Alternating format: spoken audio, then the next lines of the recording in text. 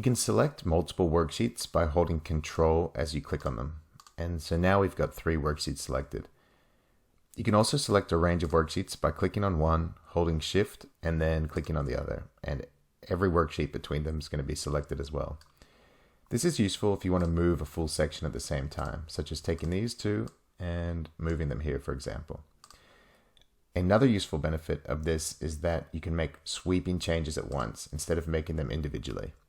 For example, if I've got these 3 selected and I type in something such as calculations, which I made bold, that is going to be entered into all 3 of them. So it's there, and it's there. Now, this can be really useful when you want to make sweeping changes to your workbook, but make sure that you've unselected the group before you go and make other changes. Because there's been plenty of times where I've gone on to enter information and enter formulas without realizing that I was actually deleting information on the other 2 worksheets. So to unselect worksheets, you can just click on any other worksheet name that isn't in your group. Now, if you have all worksheets selected, you can just select any worksheet and it will unselect them.